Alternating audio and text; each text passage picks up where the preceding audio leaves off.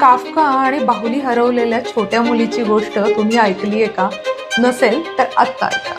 France Kafka हा 20व्या शतकातील German भाषेतील एक प्रसिद्ध ज्यू लेखक आणि कादंबरीकार.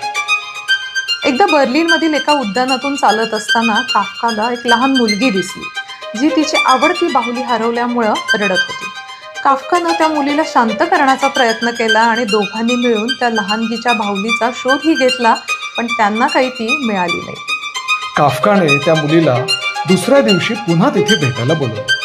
दुसऱ्या दिवशी जेव्हा काफका तिथे आला तेव्हा त्याच्या हातात एक पत्र होते.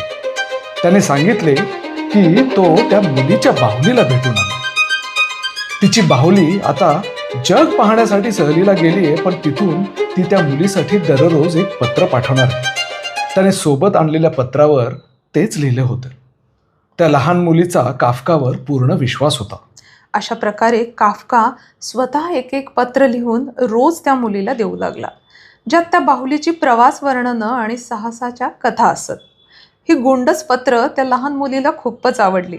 असेच कित्येक दिवस गेले आणि एक दिवस काफकाने एक नवीन बाहुली आणून त्या मुलीला दिली आणि तो म्हणाला, ही तुझी जगप्रवासाला गेलेली बाहुली परत आली.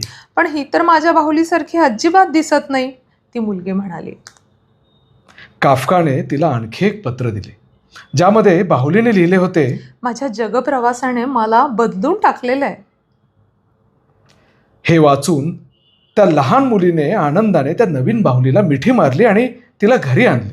यानंतर 1 वर्षानं काफकाचा मृत्यू झाला. बऱ्याच वर्षानंतर आता प्रौढ झालेल्या त्या मुलीला त्या जुन्या बाहुलीच्या आत एक पत्र सापडलं. काफकानं स्वाक्षरी केलेल्या त्या छोट्या पत्रात लिहिलेलं होतं, तुम्हाला जे आवडते ते सर्व कदाचित हरवले जाईल, पण शेवटी प्रेम दुसऱ्या मार्गाने परत येईलच. ही कथा तुम्हाला कशी वाटली आम्हाला नक्की कळवा आणि अशाच नवनवीन कथांसाठी ऐकत रहा ऐकलंय का?